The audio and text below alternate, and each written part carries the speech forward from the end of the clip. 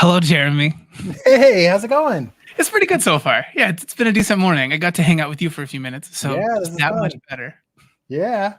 Well, I'm Uh, excited about this morning. This is going to be fun. I haven't done very many live streams and I really need to do more. So this is a good motivation to start the trend. okay, you heard it here, guys. You have to make this Jeremy's best experience live streaming, so he'll do more over on his channel Lighting Mentor. Okay. Yes.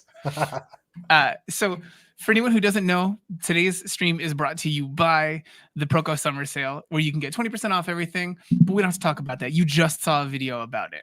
Jeremy here is one of the new instructors for the Digital Painting Basics course, Digital Painting Fundamentals course. Right, recently we just had some lessons come out with you that will be the first ones that people have seen so far.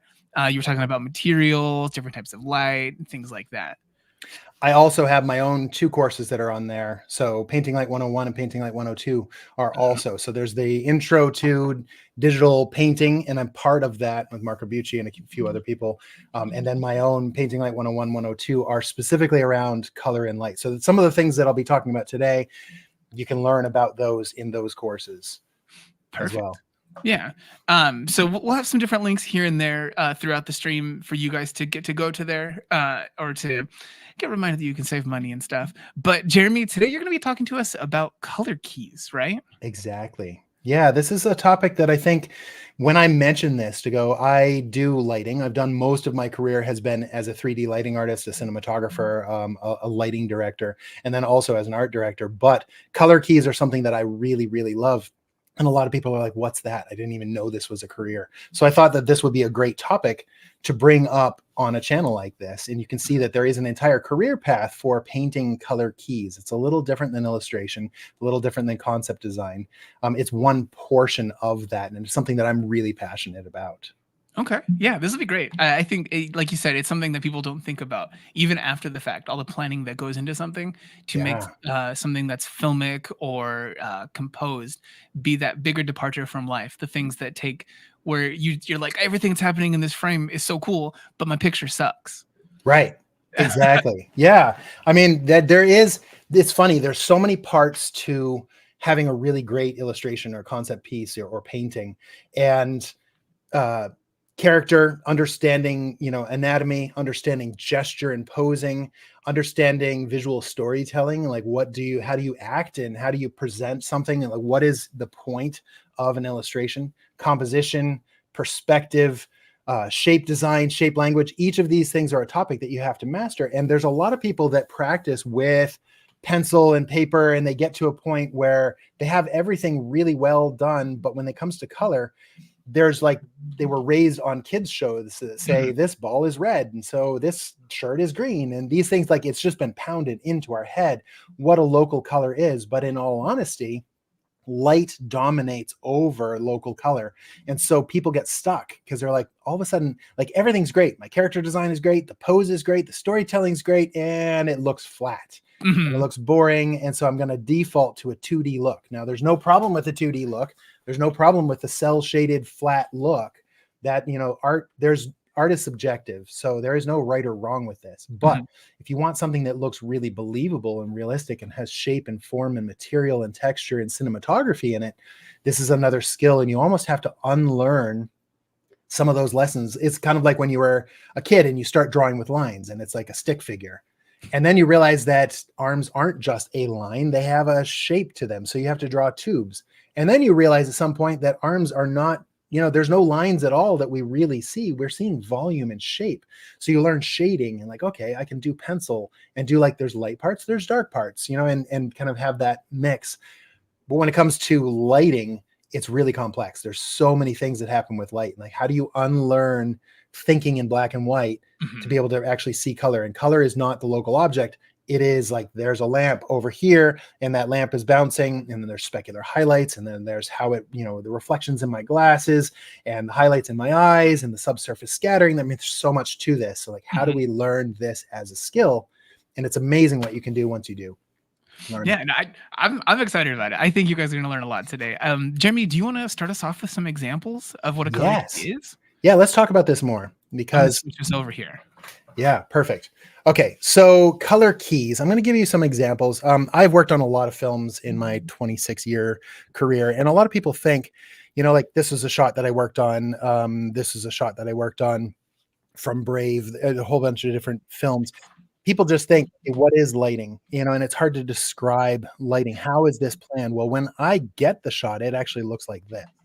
So Mm. all the materials in there, all the geometric composition, where is the camera? Where are the objects? The moss on the trees and the characters are there. And I put in lights to say the sun is back here and there's a specular reflection and there's some fog to push those hills into the background. There's some darkness in the foreground. There's subsurface scattering that happens with the plants and there's a rim light onto the horses. How do you see this? Same with this shot is, looked like this when I got it and we turned it into this. But this is not something that I do necessarily all by myself. It starts with color keys. So these come from the concept design department. And these are not illustrations that are highly polished. There's just enough to tell me as a lighting artist what light needs to be in the sequence. There's sunlight. How low is the sunlight? Where do the shadows go? What is the brightness? How much atmosphere is in the sky? What is the color? What is the time of day? All of this adds to the mood. So these are planned. You might have seen things like this. This is, from Finding Nemo, and these were done traditionally as pastels way back when this was being done. But it also plans the flow of the sequence and the feeling, the mood. Lighting is one of those pieces that's added on top at the end. For visual storytelling, you need to say, what is the camera? What am I looking at? Is it close up on a character? Is it far away from a character?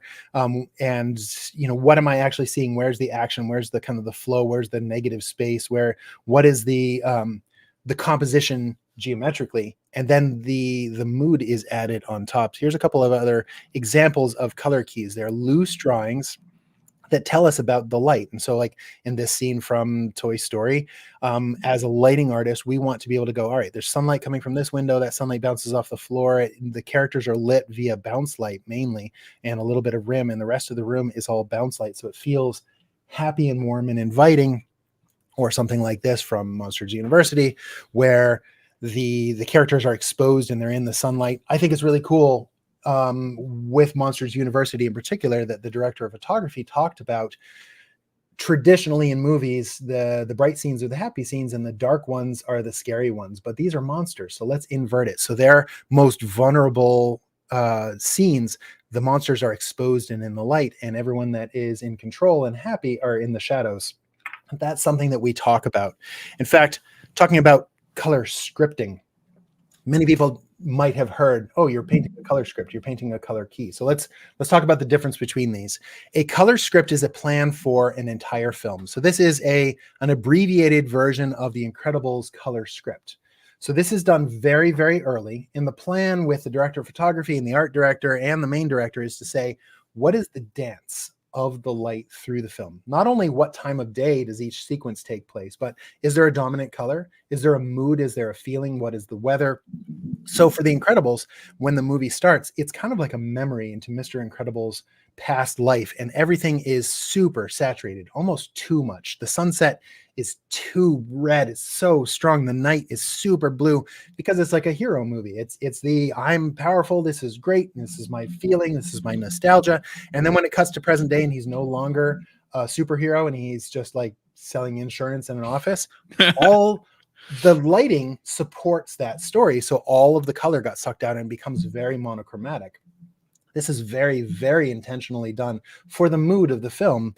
And then slowly through the film, as he gets back into the hero work, there's color added back in. Those reds come back. Actually, there's some shape language things that were also done. So everything is square. The cubicles are square. The clocks are square. And then when you get to the island, everything is round. The robots are round.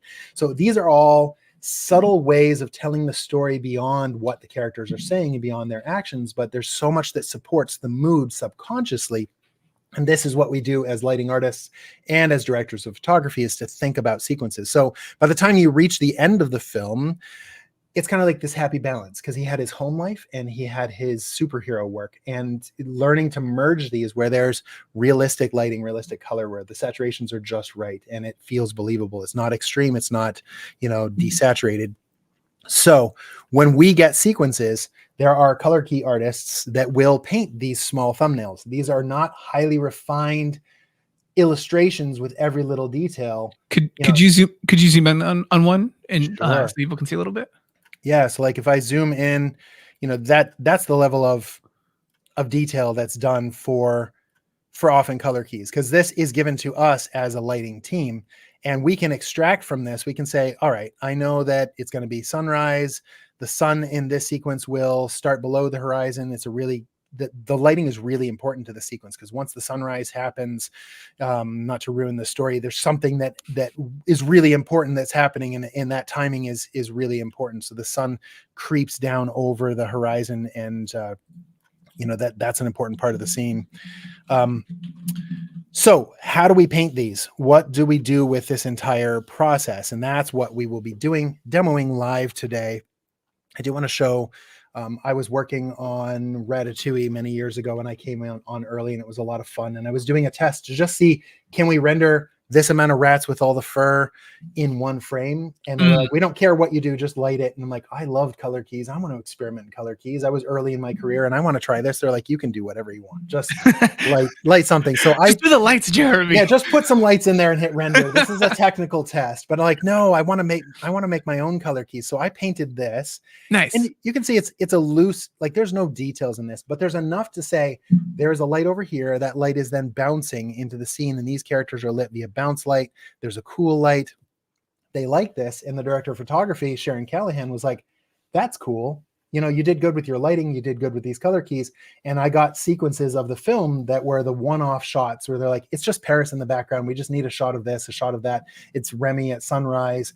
And so I got to paint my own color keys and then light those sequences. And it was so much fun. And, nice. And I fell in love ever since. And then I occasionally do things like, I went back to a sequence from The Incredibles that I thought was okay, but I didn't really like the lighting direction, kind of midday. It's kind of flat. It's just like, it's okay. It's a choice in the technology that we had at the time. So I'm like, I want to paint my own color keys to just change it. What if it was sunset? What if the sun is lower in the sky? What if there's a lot more warmth and atmosphere? And maybe this light doesn't support the sequence, but I just wanted to experiment with this idea. I did this 10 years ago of just like, I want to try this. And since then, I became a director of photography, worked on a Netflix film, Scrooge film, and got to do the color script for that project and work with color key artists to kind of show the whole, what is the mood, what is the time of day for this whole project. So that's awesome. Those are my examples of what it is for those of you watching. I don't know if there's any questions if you want to pause. So far, the one question we got, thank you, Stonks, is a pretty in-depth one. So I think we'll still that one for a little bit later. The one thing I did do was I ran a poll to ask people if they were familiar with color keys. Yeah. We got 70% saying no. Ooh, so this is good. Cool. I'm curious for any of you who have done any sort of study before you've actually made a piece that you were going to sink a long time into, whatever a long time means for you, if that's going to be 2 hours or if it's going to be 47 hours. I'm curious if you guys have any experience with that. Like, let us know in the chat here. So for this one, like the way that you went through and then recolored this, you said that it doesn't necessarily support the scene. So you were saying with the actual actions of the scene, or do you think the tone of the scene was the thing this was a departure from?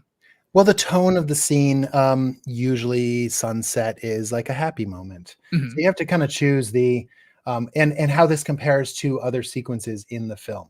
If there was a sunset scene before this might not work. And that's the questions that have to be asked of, you want to look at the project holistically, not just, is this picture pretty? But does the whole sequence, what is the flow? What is the dance of the entire sequence? So I just wanted to be like, it's sunset. This could totally work for this sequence. But it's going to give this kind of like really pretty, soft, like I could imagine a really happy scene happening with this. If this was some sort of romantic scene or people reconnecting, the families reuniting, that could be really great. But my thoughts when it comes to this is, first, what time of day? And I want to pick key shots. So I went through this entire sequence and I selected key shots to show a variety of close-ups on the characters, inside the vehicle, outside the vehicle, what, and imagine where would the sun come from in all of these shots.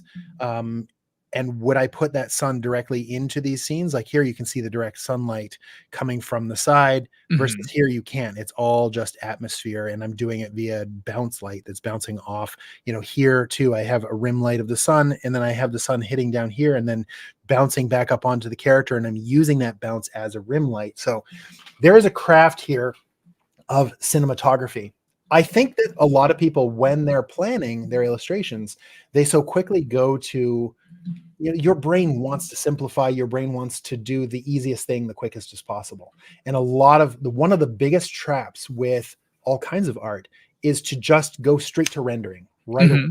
And to just go, well, there's a lamp here, so I'm going to paint some light from that lamp. And I'm done. Where understanding cinematography, saying what are the tools of being able to see shape and form and depth and repetition and composition and direct light, indirect light, bounce light. How does local color and material play into this? What would those materials do? There's a lot of pieces to this process. And to me, that's the joy of all of this is the real study. A lot of illustrators don't study cinematography, and that's sad.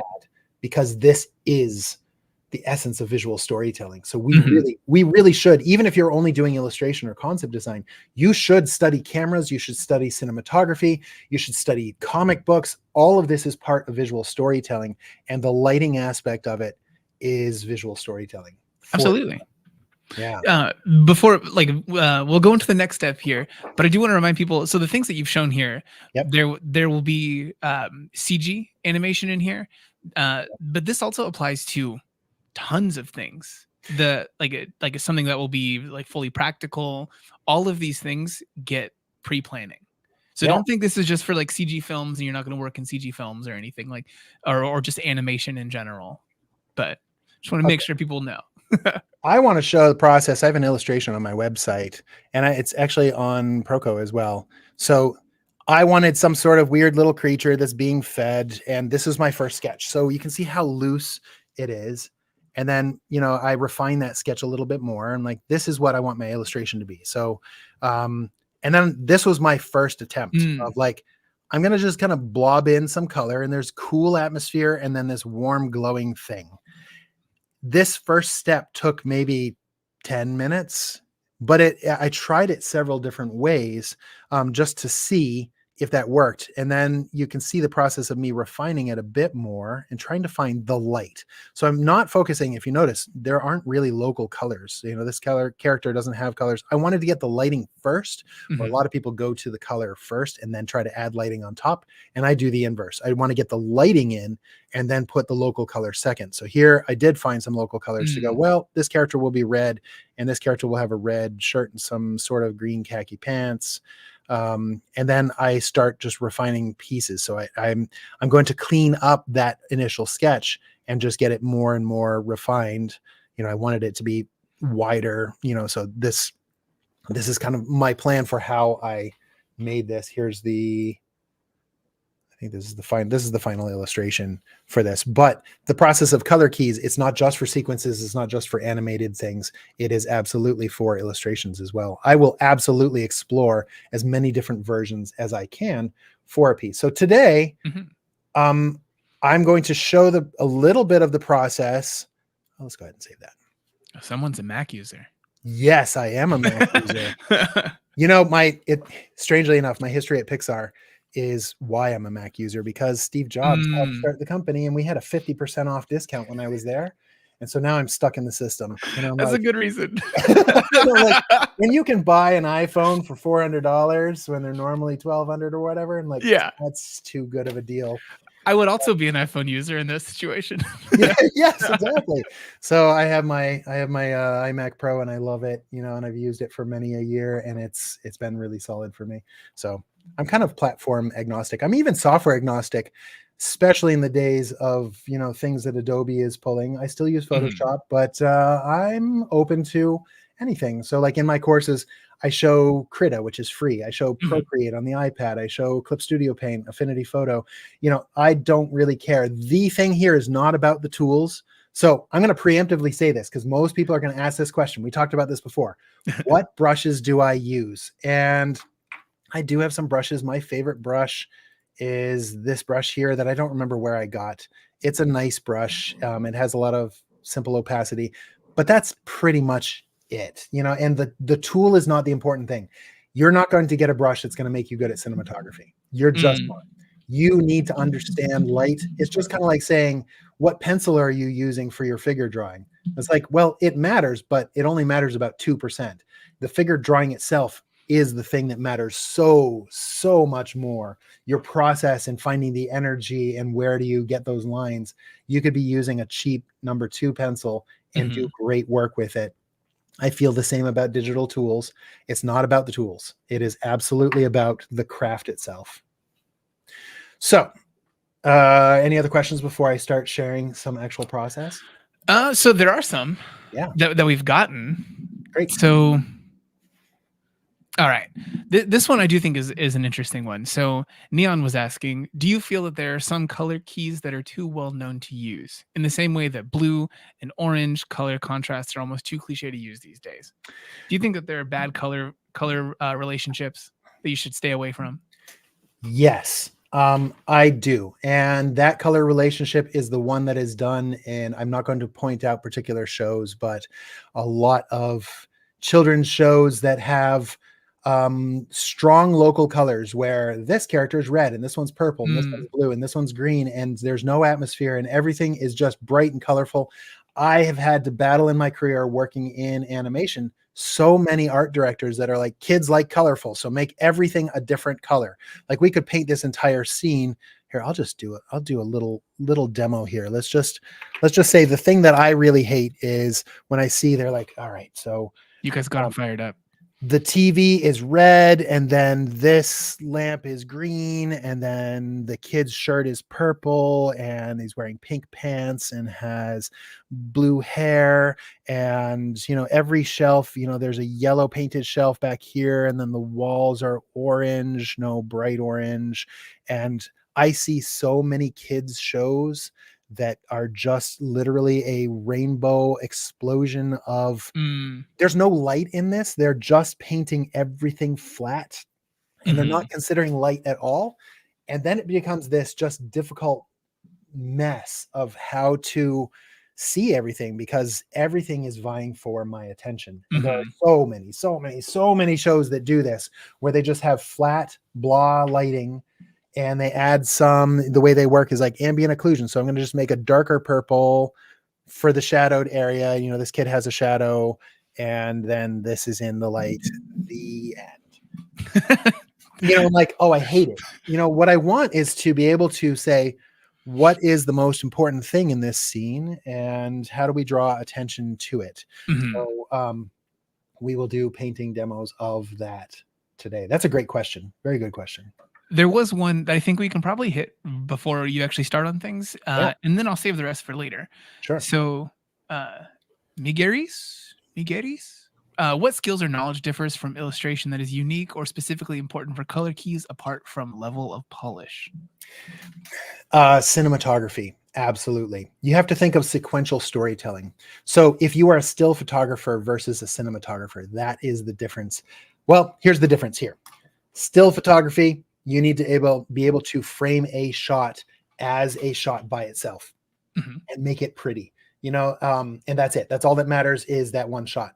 But once you get into videography, you're like, well, there's the shot before it, there's the shot after it. If you suddenly it's cloudy and then it's sunny and then it's cloudy and then it's raining and then it's harsh sun and it's really high contrast and low contrast, that's going to be hard to watch in videography.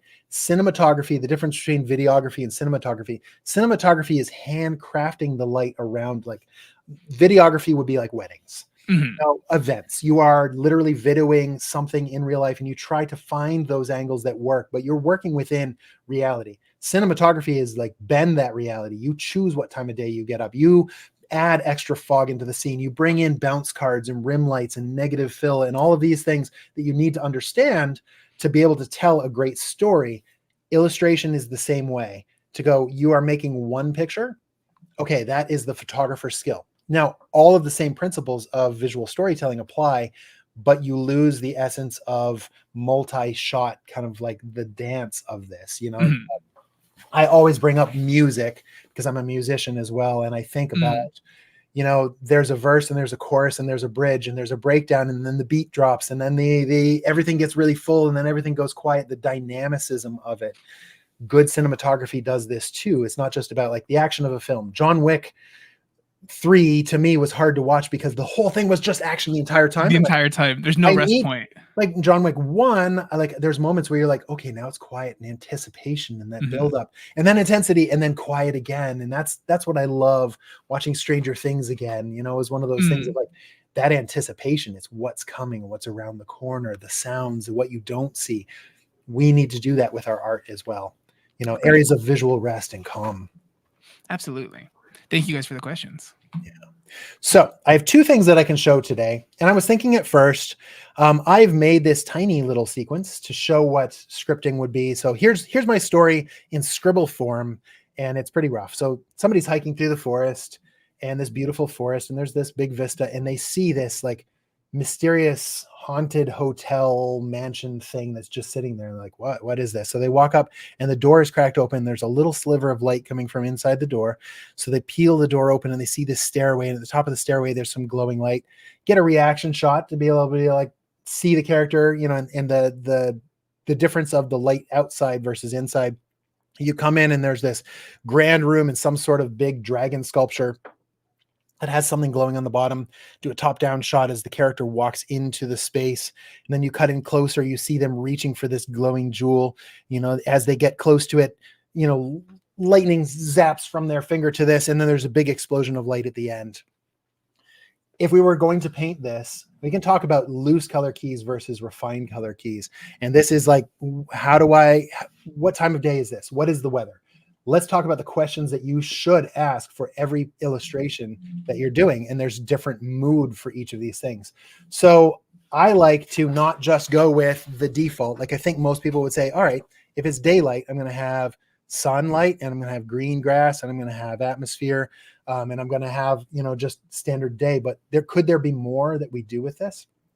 So I always like going and finding reference. Let me show you a couple of things that I do for reference.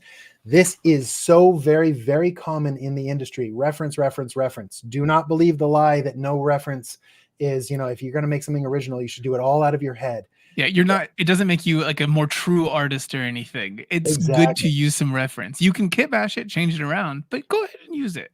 Yeah, use reference. So reference is inspiration and thinking about what, you know, how could this be done? So there's a beautiful site that I use, shotdeck.com, that was made by a cinematographer who wanted reference to say, I'm working on a film. What do I see? So you can say, I mean, there's 5,000 movies and over 1 million shots here. So let's think of, okay, I'm just going to go to one that I use all the time because it's great reference. So if I say Blade Runner 2049 is just beautifully done, Roger Deakins film, you know, and I can see different shots from the film, and I can click on those shots. I can see it large. I can click it again, and I can have this as a high resolution frame, and I can study it to say, did they need a key light on the character, fill lights, rim lights? No, this is really, really simple with just one spot of light, really clean silhouettes, lots of fog and atmosphere. And this is how I can use this as reference. So I have gone through Shot Deck. I also have on Pinterest. We could do a link to this Pinterest board as well. Yeah, I'll take Yeah. it. Yeah. If you want to drop it in, we have a private chat here in this window. Perfect. I will take send that. this here. So I've shared this on my YouTube channel as well, and I have over 4,000 pins of just anything that I find online that I like the lighting. Nice. I'm thinking the lighting in particular, like, ooh, I love that amount of atmosphere, and I love these colors. It's not just color palettes. Also, I do want to say there's a difference between color theory and lighting knowledge. Color theory is about how colors work together. It's still a theory. There's no fact in this. There's a theory of emotionally warm versus cool, you know, and that is a theory. I think the bigger subject, like color theory in my career as a lighting artist, has been maybe 2 or 3%. where the rest of this is about understanding light. What does light do in the real world? How does fog actually work? What is depth? What is composition? Those are skills that are not color theory. Those are cinematography. It's storytelling. Where do you place these light sources? Color theory adds on top. So some people say, when I'm looking at reference, they might say, like look at this image. You're going to pick oranges, these desaturated, these look like purple. It's not actually purple, I bet.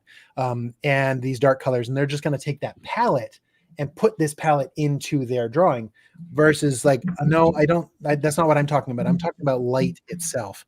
So I want to go through and say, all right, is there something that can inspire me for the light in my sequence? I could do daylight, but do I want the sun low in the sky? Do I want default middle of the day noon light like we would see? Or like this one is really cool. There's this soft, there's clouds, there's a little bit of light in the sky, there's some cool in there. I could use this as my inspiration. Say, I want to get the essence of that type of light. So maybe we'll do that. I mean, I could select this, or well, let me show you the reference that I've gathered, because I already went through, and I went through shots from films, and I went through some things on Pinterest to just look at. And here are my references. And I'll show you just like things that I thought were inspiring as a starting place for this. So here's my movie references. We could do it super foggy, and really misty. Now, the background mountains will probably disappear if we do this, but it can be very monochromatic. It can be very serious, or we could do it nighttime. Here's some, this is from Raya and the Last Dragon. This like a cartoony, colorful type of night.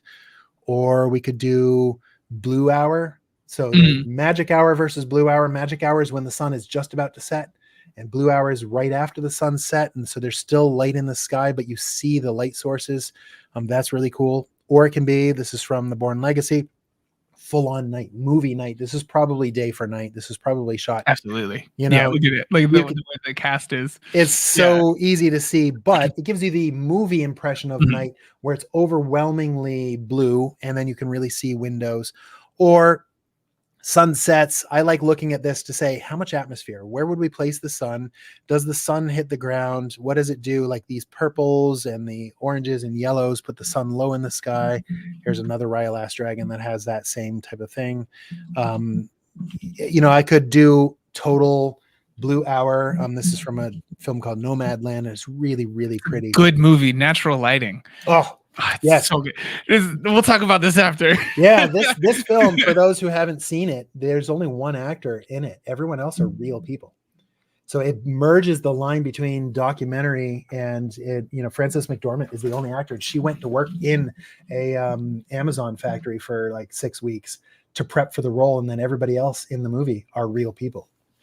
Just natural light is so beautiful. That's where I like looking at film reference.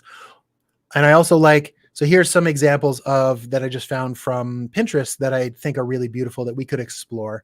So this is like a, fire season type thing for those who live on in places with fires. I know I'm West Coast, so that happens all the time. I saw a forest fire starting yesterday, which was sad. Or it could be like full on daytime. Or storm is coming and there's a little pool of light. There's so many things that I want to inspire myself by. So let's pick one as a starting point. I kind of like this idea of, what if it is all smoky, hazy, sun is low in the sky. So I'm going to make this smaller and just keep this kind of on my screen. And let's experiment with that light and that color. And we'll start painting. The way I'm doing this, I have my sketch on its own layer. I put this, if I do this normal, this is my actual sketch layer. And I put it into multiply mode, which makes everything white turn transparent. And then the black can still be there. So I can kind of have a guide, and I'm going to take my line art and bring it down so that it's just enough of a guide. And then underneath that, I have a series of these just gray, just 50% gray. Yeah, just 50% gray. I always start with 50% gray. It's similar to traditional. If I'm doing a painting, I don't want a white canvas because of color relativity. It's going to mess with my eyes and it's going to make everything look dark. I always want to pre-prep my canvas and paint it with something.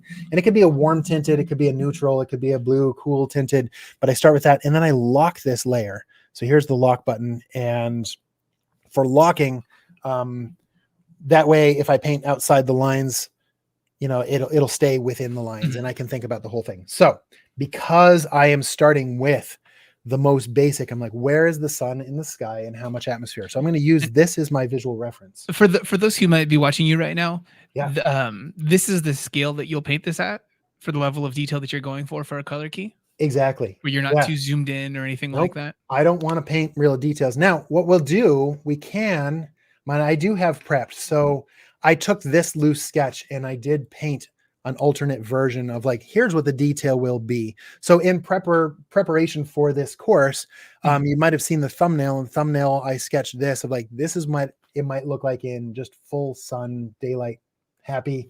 And I painted this on a single layer. And you can see the level of detail is not very high. It still scribbles, it's loose. But as a postage thumbnail, this gives me a lot of information. Like there is a pool of sun and everything else is in shadows. There's an amount of atmosphere in the air. I can see what the clouds are like. I can see the blues of the sky. What is the look of this? I would probably come and paint some color keys a little bit more specifically. If you're doing illustrations, do this process in your illustration of a loose sketch. And I like working kind of at the zoom back thumbnail level because it helps me stay looking at the whole composition, the whole shot. I don't want to paint at 200%, or even 100% at this. This is standard 4K size. I don't want to paint at this level unless I'm doing an illustration. I want to make sure that I'm working at the zoom back level. Also, another trick that Photoshop has, maybe some of the other painting software has this, but I love being able to say a window arrange new window 4, and I can have a zoomed back version that I can make really small and I can paint on this. Now, some people say the navigator is there, but you can't paint in the navigator. Versus I can actually paint in this window and it's going to update both windows. So it's the same file and I can work at a thumbnail sketch to make sure that the whole composition works, which is great. But for now, let's not paint this high refined exterior. Let's just start on a bigger level because I just want to loosely answer some questions. It's better to answer these questions than getting into rendering too fast. So where's the sun in the sky? Where's my base color? So this is kind of this brownish color. So on this level, I'm going to do on my Mac, it's option delete, Windows delete. There's a hotkey for filling with the foreground color. I see.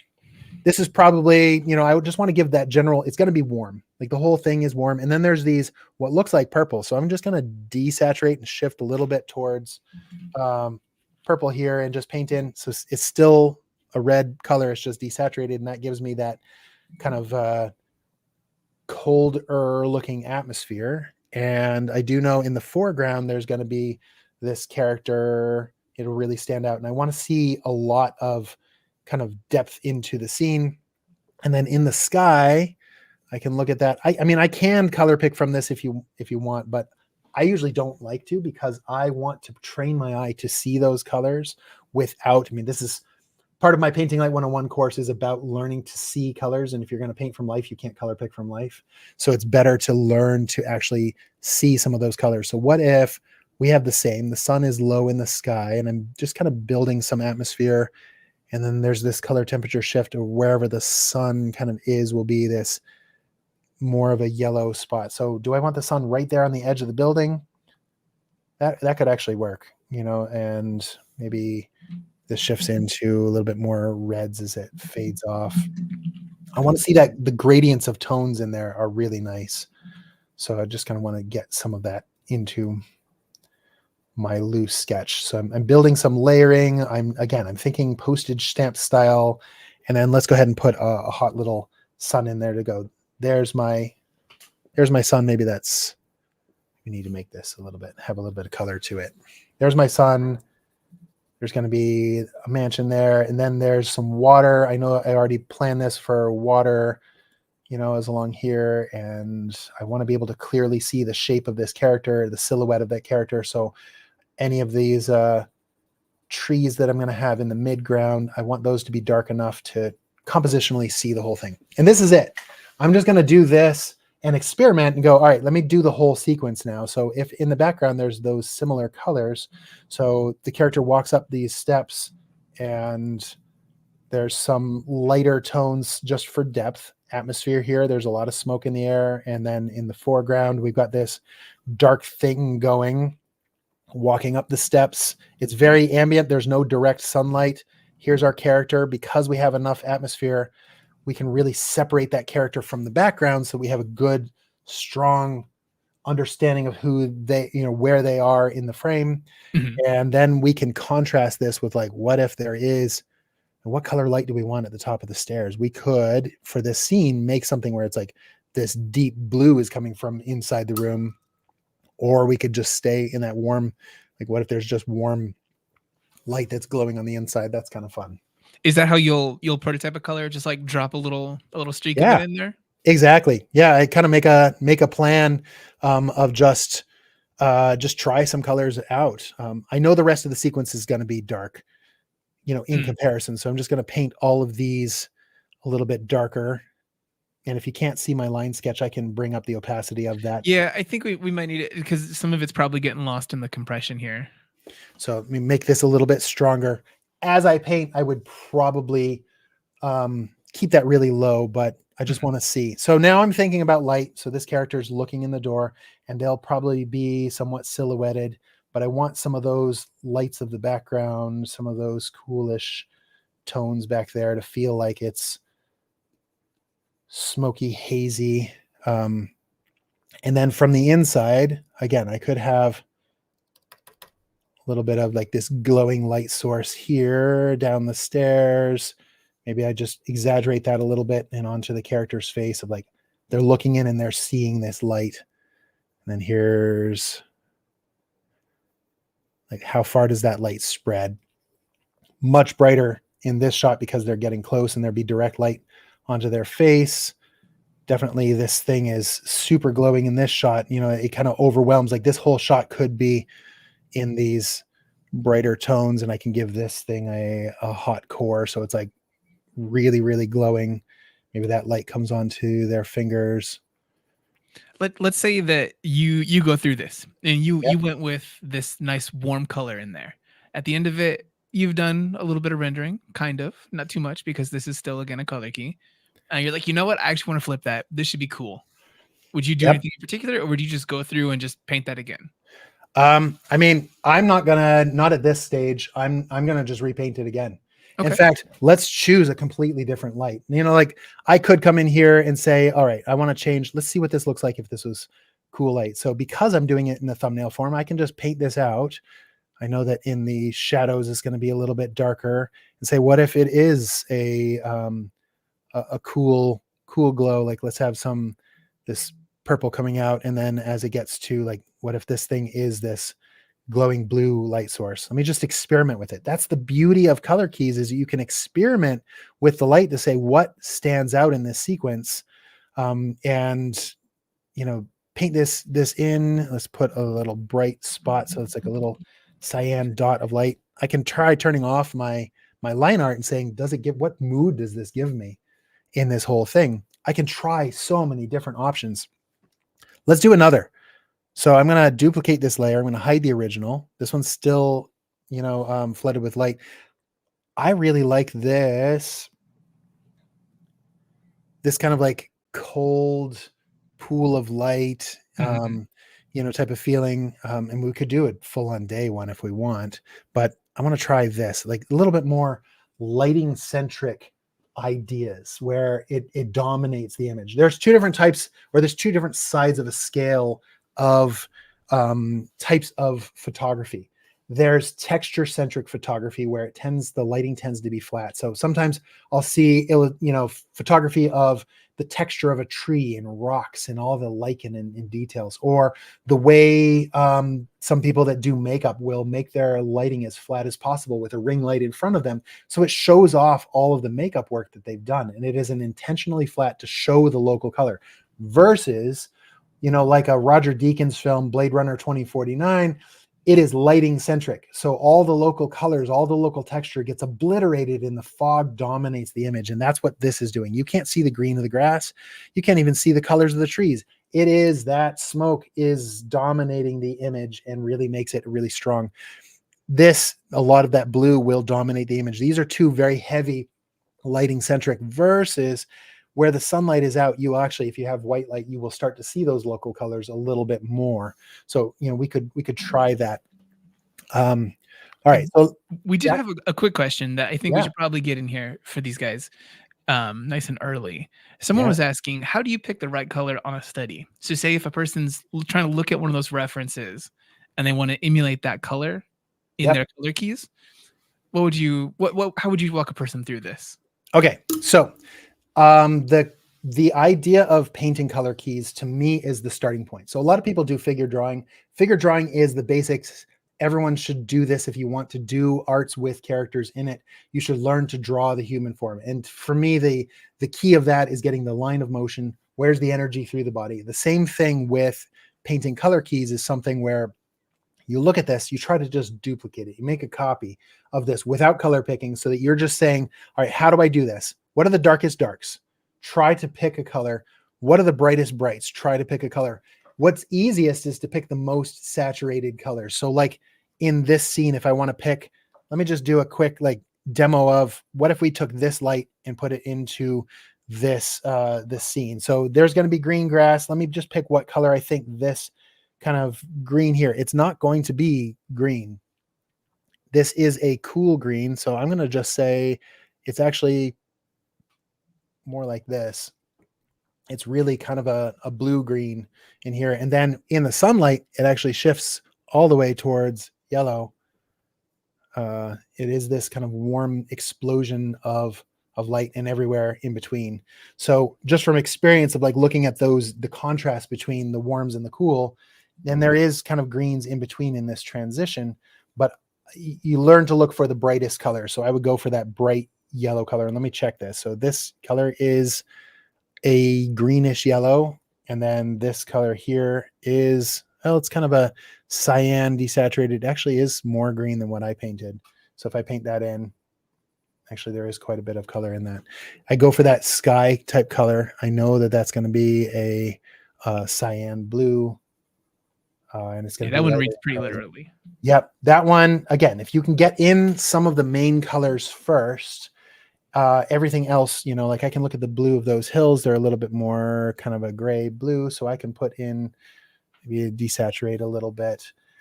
You won't be able to really tell if you're hitting the right color until you have several of the colors already put into the piece. So try to block in all of those main tones. Like it gets pretty dark in the foreground. So I want to get some of those same feelings of the darks, the lights, and the everywhere in between. For sure, I've got some green trees. So I want to have a little bit of this feeling of green of where these trees will be in this scene.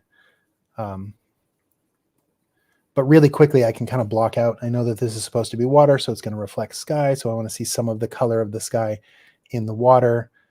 And I haven't even decided what color my house is, but I'm just going to kind of block in something to just have a block of contrast where the character will stand. That answer the question? Yeah, I think that one is a very succinct one. I hope that worked for you guys out there who had that question. I think at this point, so we're about halfway through, I could continue painting these loose color keys, but I'd like to show kind of the next step. Unless people want to see me go through this whole thing again in this loose form, I think what I would like to do is switch over to, these a little bit more refined sketches. I have an interior and an exterior, and I want to show you a little bit of exploration. Yeah, I want to, talk I about like that idea. I think if we'll go into the next sample of something, how you can work on a piece and really push colors and lighting. But then at the end of it, if you guys do still have any questions about some of the stuff from the beginning, we can revisit those at the end. Yeah, that'd be perfect. So with an exterior, what I'm going to do is I'm going to have a loose sketch, and then I'm going to refine that sketch a bit more. This does not need to be highly polished, publishable line art.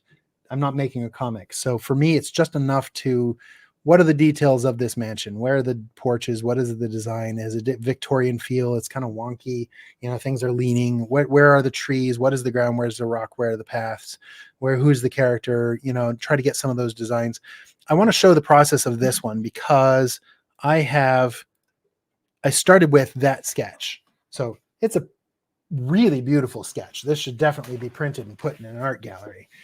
I agree. You Yeah, I know, think it's so. A guy here in the chat, when you brought up the other one, he was like, "Whoa, sketch," in air quotes for the previous one. yeah. Here's your actual sketch. This is There's the there's true layers of sketch. polish. Yeah, this is my sketch. And for this one, I was like, what do I want to do? I could work out the perspective and do a for this one, I did start with a really loose scribble as well, and then worked kind of 3 layers to get some of those details.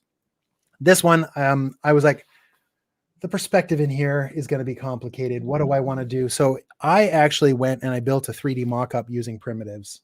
Nice. Because it's going to be easier to explore some camera angles. Do I want a little bit of an angle over here? I've worked in 3D my entire career, so I do encourage people with complex perspective to know 3D. Most concept artists that I know use 3D as well, and it's really nice, even with something as simple as like Google SketchUp or Blender.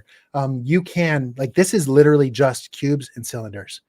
And I did a little bit with this wall. I took a cube and then I cut holes into it. But it is really basic shapes.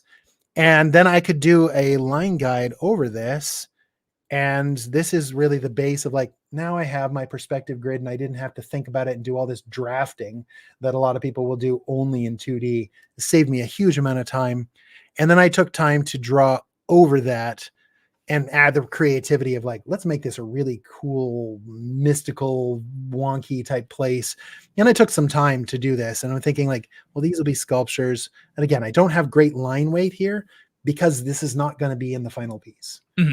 This is not about the line art. I'm not doing comic art. So I'm not worrying about trying to tell this. I just want to figure out the details before I start painting. This is important. So basically, what we're doing is we're making little coloring books for ourselves, and like, this is, a 3rd grade coloring book on steroids. Like, how are we going to paint this? Like, this is another scene that I made specifically for this class. And I'll just make this a little bit lighter so you can see it. It is very simple line art. What I wanted for both of these is to show you can have something that's really noisy, that there's a lot of details that could be in here. How do we paint this to draw your eye to a focal point? And how do we do variations of the lighting? So today, I think I'm going to skip this house one unless we find we have lots of time. I think I'm going to focus in on these 2 to just do some sketches. I like these a lot. I think that so there was one thing that we talked about beforehand about them both being really complex. They're detail rich. So I think it'd be a good one for people here to get to see something where you can direct the viewer's eye with lighting and color. I think that'd be really good. So I'm going to do a couple of very loose sketches with this one first, and then we'll come back and we'll finish with this one, because there's a lot of options for this. There's a window, there's a lamp, there's another lamp, there's a TV, there's a lava lamp. There's a lot of things I intentionally drew to be able to be light sources. Now, when people go to paint, they often go, let's do direct light. So where is a light source? I paint a light from that source, the end. But cinematography, we want to think not only about primary sources, but we want to think about secondary light. And this is the more advanced thing to really master, is, can I put light into this scene where what lights the characters is secondary light? It's balanced light that actually shapes the characters. And I'm thinking about depth, separation, so I'm going to give a little mini lesson here on what I'm looking for in a composition. There's geometric composition and then lighting composition. So lighting composition, I'm very used to this because, like, on an animated film, there's 2 directors of photography. One director of photography is thinking about where is the camera in relation to the objects in the scene, the end. And then there's the second, director of photography that is like, what light do I put into this scene? And this is where this is my craft of, visual cinematography. I could have streaming sunlight into this scene that, obviously the focal point of this scene is this kid playing video games and this TV. The TV is important. The game is important. So that's kind of our focal point. All this other stuff tells you about the kid. Like, this kid has posters and drawing supplies and guitars and all kinds of toys and books. It's a very curious, active kid in this. So we can draw attention to it. In this case, this person's just walked into this spooky mansion and there's this big dragon sculpture. I have painted in all kinds of details in the background, pictures and doors, and it's like a hotel room lobby. And we can kind of simplify those objects to draw our eye to certain things. I want to take a quick poll. Which of these two should we prioritize? Because we could actually paint, if we focus on this one, I think I can paint lots of different variations. I mean, either of these. Let's see. I'm typing with typing sounds, guys. So which comp? We're gonna go with calling these hall and class. Okay, so this one's hall. Yeah, I think so. And is the bottom one a classroom or is that a room? It's a bedroom. Like It's like a bedroom. Kid's bedroom. Yeah, let's go with that then. All right, we're gonna start this poll. They'll be on a little bit of a lag from us. Sure. But yeah, so I had another poll going right before that where I was asking if anyone had done a study before doing a drawing or painting before. If a reverse to the other question from before, people said that they had done a study before, which is really good. I think that's really good that you guys are planning ahead for that kind of thing. Doing color studies versus doing color keys. Color keys are the term that people are like, what is that? Oh, color studies. They had said they didn't know a color key earlier. Yeah. So we got that one. So I'm curious if they've ever done any sort of study before. Yeah. Yeah. Studies are great. I mean, really, when you think about classic art too, there's two different skills. You can set up a still life, you paint a still life, you call it your art. The end. You are literally learning to copy what you see. And you might stylize it slightly. You go out, you do plein air painting, you see some mountains, you paint the mountains, you call it your own. It's art. And it's funny when we get into entertainment, often people are like, no, you just copied that. That's cheating, especially if you use digital. You know, and you're like, well, it's kind of the same thing. We're going to learn from this. But usually we want to make images that the world has never seen. So we want to paint things that are unique, but it doesn't mean that you can't use reference again. Absolutely. All right. So we've got our answers here. Okay. What do we think? It seems people want to go for the bedroom, 60% to 40%. Not the biggest split, but it's pretty good. All right. So I'm going to focus on the bedroom. I will actually finish this painting in the digital painting fundamentals course. I'm going to show this whole process, and I will paint the exterior and the interior and full color keys for that. That will be one of the chapters, live demo. So that one you can come back to. This one won't be in that demo. So let's focus in on this. So I am going to make a duplicate copy of this so that I can have that zoomed back version to make sure that this works as a postage stamp size as well as a bigger size here. There is a question that you did get here in the chat just now. It said, what resolution suits these bigger size drawings? So I think depending on your computer speed, for a color key, standard HD, not 4K, but just HD, 1920 by 1080 is a perfect size where most computers can really be. I mean, it comes down to how fast your computer is. Like if I want to make, right now, this is 3840 by 1600. So it's similar to 4K. It's a little bit wider screen, but if I do a brush that is 4K size and I go like this, is my computer fast enough to paint this? Fair. That's a good test. And if it's not, then maybe because we're just focusing in on big, broad strokes of light, you might do a lower resolution. You can upscale it. If you want to turn this into a final polished illustration, I think that 4K is a great starting point because every monitor, 4K is about as high as most computer monitors will go, unless you're going to be printing this large for yourself. Even printing it, you could print a pretty nice size print off of 4K, maybe up to 6K. There's no reason to go to 12 or 15K. That's if you want to, make the whole wall printed. I've done things up to 22K in the past, and that's just a pain. Yeah. That's not fun. Okay. So let's start with, let's just think about, I'm going to fill with a single color. This is a bedroom. I think that going with a warmer feel. So, all right, let me think through the different things we can do with light. So we could say this is daylight.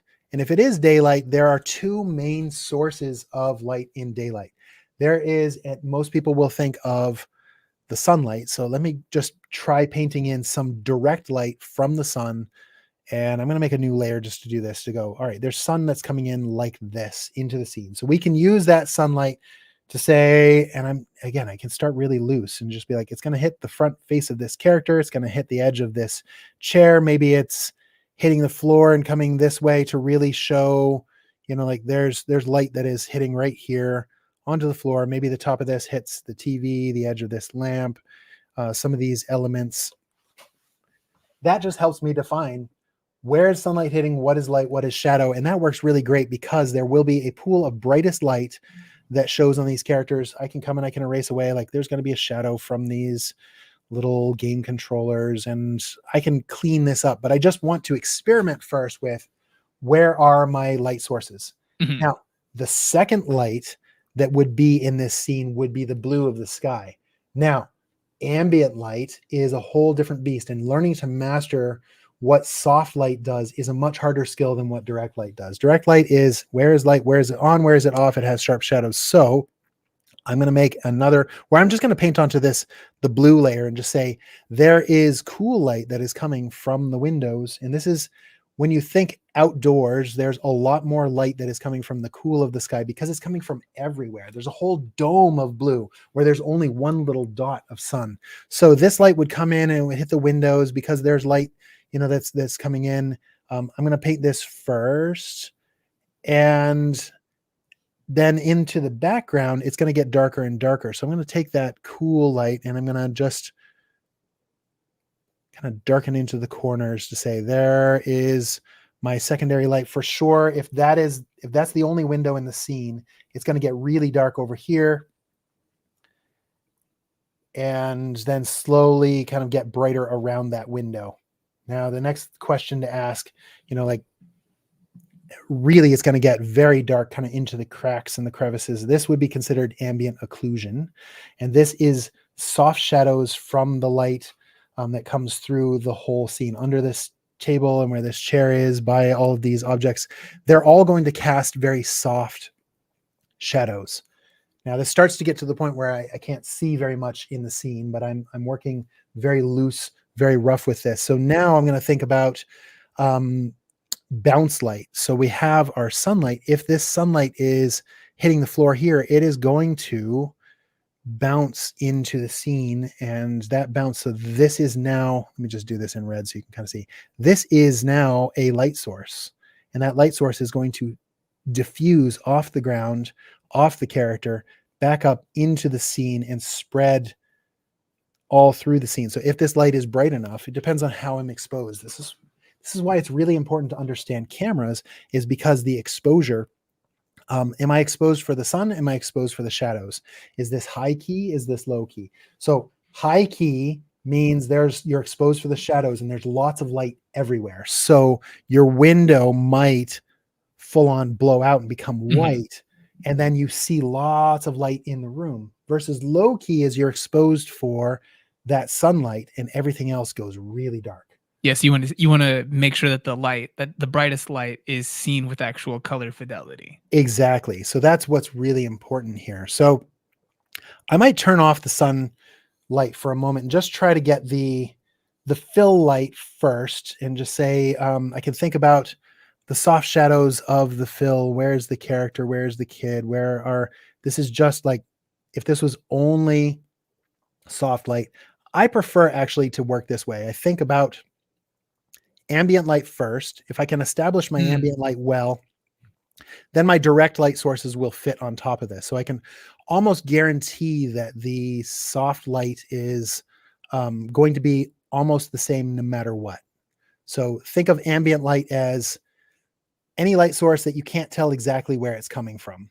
So bounce light has a directionality to it. Ambient light really doesn't.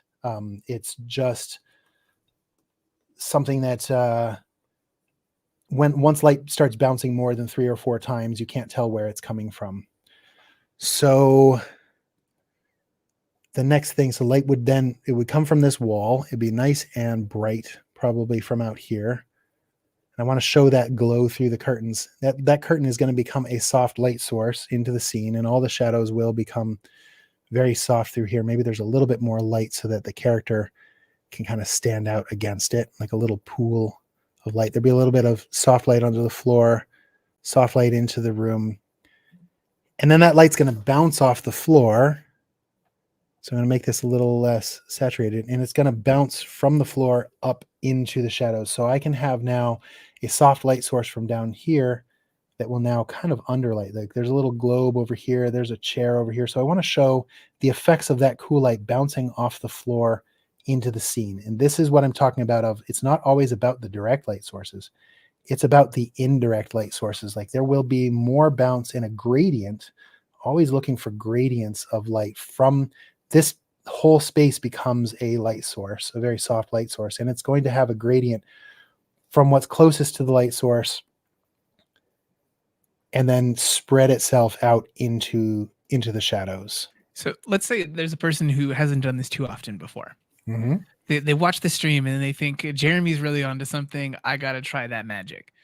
So they sit down and they've screen grabbed this exact sketch that you started with. Yeah, I'll be happy to share this sketch, by the way. Okay, that'd be great. I would love that. Yep. But if they do that and they lay in that first light that's right over that window, yep, but they don't necessarily know the implication that you've built up over time of where I think light will bounce and in what way and diffuse and everything. Yep. Would you recommend something to them like just drawing a straight arrow to show that light first coming, like the direction that it will go at different things?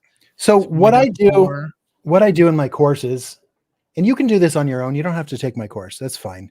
But I try to break things down into like, understand the components of light. So understand how to paint soft ambient light by itself first. What if there's just soft, it's a gray sky, gray day. I'm not thinking about local colors. I'm just saying it's just gray. Learn to paint those soft shadows. Master that first. Actually, do color keys first. Learn to be able to really control your brush and to see, learn to observe light and go, that's a specular highlight, that's bloom, that's subsurface scattering, that's direct light, that's bounce light. Learn to see those things and just replicate by painting things in the real world first. Do studies from film frames, really look at these, things. What are they doing? If you can paint what you see, then it's much easier to now craft something brand new. And then do it one light at a time. There's a comment here from the chat. So this person says, I heart ambient light and ambient occlusion. And that's from some guy named Dorian Eaton. Dorian is great. Dorian's fantastic. Dorian also has some courses on sale right now here on Proko, if you guys are interested. Dorian's a fantastic teacher. Dorian's great. We'll be doing a live stream with here this next upcoming week. Or is that this week? Goodness, Dorian. Time flies. Ambient light is everything. So Dorian's course, Dorian and I became friends last year and have done some work, actually some professional work together a little bit too. And it's a lot of fun because we have the same passion. So if you look at Dorian's courses, it is all about seeing and replicating soft ambient light, regular light, direct light, how light bounces, how light kind of wraps around objects. And it's everything to a compositional image. All right, I'm using right now, just as I'm kind of painting and talking at the same time, I'm using a mixer brush, which is a blender. So I'm just kind of like taking some of those smudgy lines and smoothing it out. Can you see already just in this thumbnail that it's drawing a lot of simple attention just with that soft light to the focal point? I might actually now come in here with my regular paintbrush and like, all right, I want that character's head to be a little darker so that I look at that point of contrast. And then I want to have I want to see the silhouette of the character really strongly. And because I know that there's soft light coming from over here, I can use this and exaggerate that light onto the character. So it becomes a nice front rim onto the character. And if I make it a little bit stronger on the character than everything else, there we go. That composition says all these details are secondary. This is primary onto our the main character. Jeremy, I love this so much. This is such an important one. I love this. This is great. It's fun. I find so much joy in doing this type of work because I just love soft ambient light is amazing, and composition and storytelling. This is all about storytelling when it comes down to it. What am I looking at? What's really important? Okay, so we have soft ambient light. Now I'm going to go back to this sunlight in here. What can the sunlight do? So once I have my ambient light, I'm going to make a new layer just to make that sunlight again a little bit cleaner. So I'm going to say that this is a really bright sun. So there's two ways I can do this. I can just paint direct light onto the scene, and this is it's going to kind of override what I just did with that soft rim on the character, but I really want to understand this.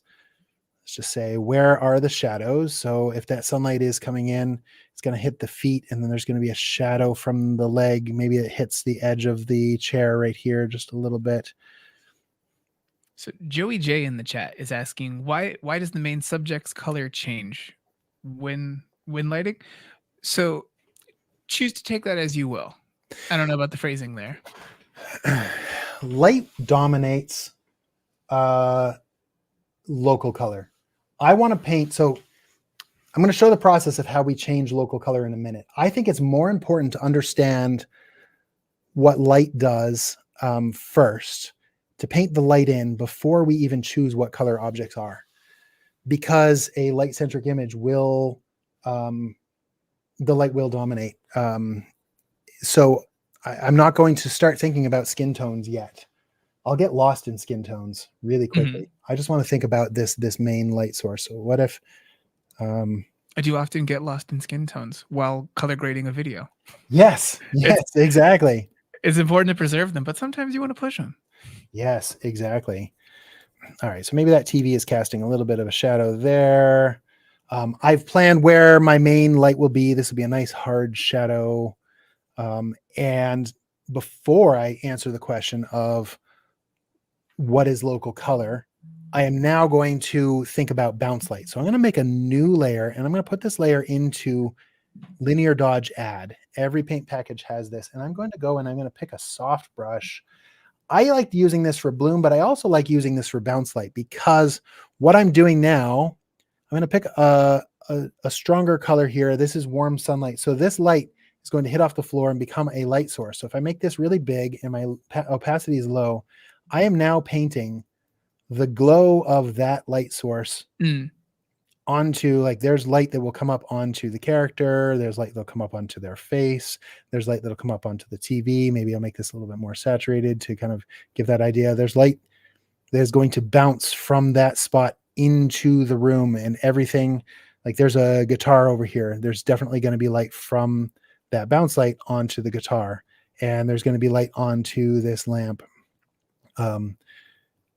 I'm not even thinking about materials quite yet. I'm just thinking about how that light just kind of explodes into the room. I'm going to make this bigger and say there will be a soft glow onto the wall. The wall is facing down, so anything that is facing that bright spot from the floor is going to just be an explosion of bounce light into the scene. Can you see already how much dynamic light we've got into this? Like, now there's going to be some bounce light onto this globe as well, and onto this lamp, and onto anything that is facing that section. They can use this light to help craft the shape and the form of these objects. When thinking about form, lighting will tell, maybe that's a little too strong. Lighting is going to wrap around a surface. So I want to show form. This is what Dorian's course is really great about. You know, it's not just about, you want to show the silhouette and the shape. I want the character to stand out. The highest contrast is going to be the focal point. I'm going to look right there. This is even more important with movie making, because you only have 4 to 5 seconds on average for a shot in a movie. So you have to make sure that you look at the, you know, the obvious things. So probably the character is going to be the focal point. Not always, but most likely the character will be the focal point. So I want to really make sure that that is very obvious as to what that is, and draw the attention there. And then everything else will kind of work off of that. So you see what the bounce light is doing to the scene. There's my sunlight. I'm just going to commit to this. Well, I'm going to make a copy of my ambient occlusion in case we want to use this for a low light scenario first. So I'm going to just merge these layers together, work with this. I'm going to switch back over to my mixer brush, and I'm going to kind of blend out some of these tones. This is what takes some experience in. The more you do this, the easier it gets to make this look believable. But I want to retain soft shadows, and blend out smooth gradients. You know, any of the areas that I made mistakes, I want to make sure that I'm filling in darkness where it needs to be dark and a little bit of light where it's light. It's really only at this stage that I'll start thinking about local color. If you were doing something purely for lighting, so say you're working with a person who is doing the camera placement, camera movements, and everything, Yep.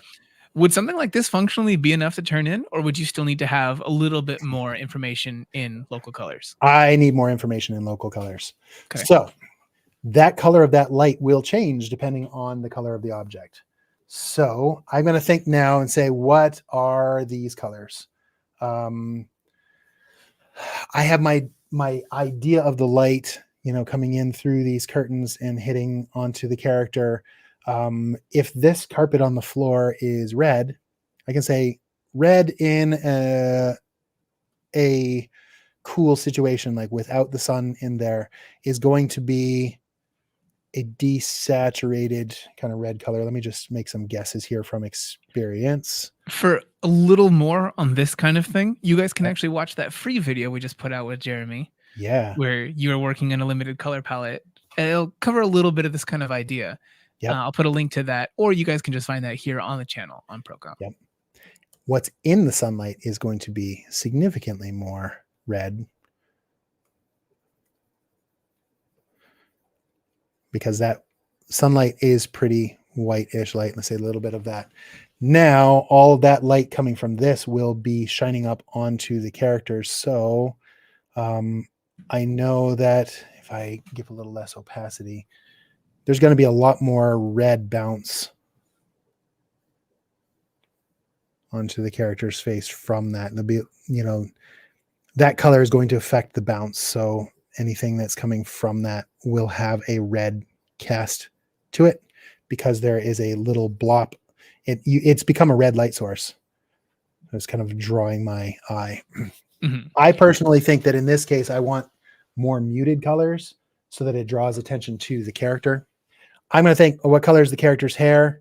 Let's just give this character brown hair. So if in the actual sunlight, I do kind of brighter, glowier brown color, what light through hair, and then in the shadows, I'm going to do a desaturated kind of purpley red, and well, maybe a little bit more towards red. It's going to give the impression of brown, but without actually being brown, because there's cool light in there. Let's make this character's shirt. Well, let's talk about the skin tones first. There's bounce light, there's direct light.